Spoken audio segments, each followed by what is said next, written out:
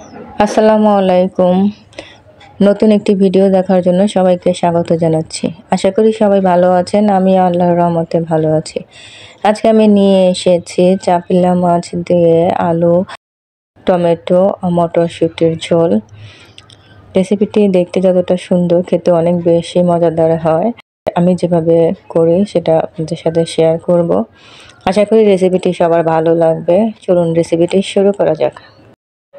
এখানে আমি চাপিলা মাছ কেটে ধুয়ে পরিষ্কার করে নিয়েছি আর নিয়েছি কয়েকটা আলু একটু লম্বালম্বিভাবে কেটে নিয়েছি। চুলায় একটা হাঁড়ি বসিয়ে দিয়েছি, দিয়ে দিয়েছি 1/4 কাপ সয়াবিন তেল। এরপর তেলটা গরম হলে দিয়ে দেব পেঁয়াজ কুচি 3 টেবিল চামচের মতো।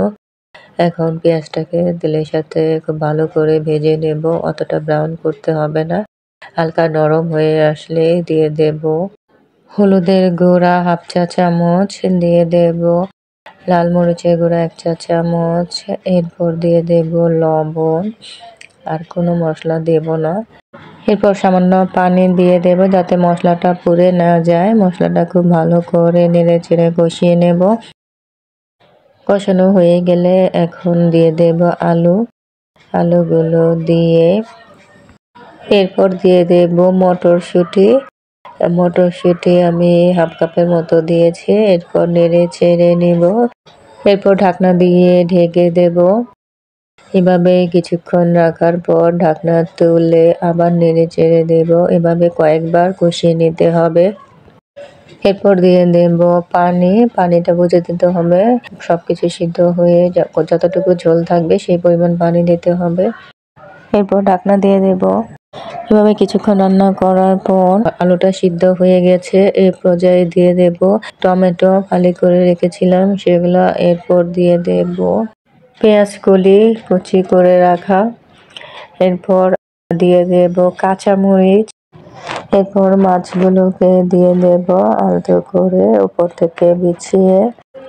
এরপর একটু নেড়ে চেড়ে মিশিয়ে নেব খুবই হালকা হাতে, যাতে মাছ ভেঙে না যায়। ঢাকনা দিয়ে ঢেকে দেব। রান্নাটা হয়ে এসেছে। এ পর্যায়ে দিয়ে দেব ধনেপাতা কুচি। একটু নেড়ে চেড়ে নেব। ধনেপাতাটা মিশিয়ে দিয়ে কিছুক্ষণ এভাবে রান্না করার পর চুলা বন্ধ করে দেব। তো তৈরি হয়ে গেল আমার চাপিলা মাছের ঝোল, আলু, টমেটো আর মটরশুঁটি দিয়ে।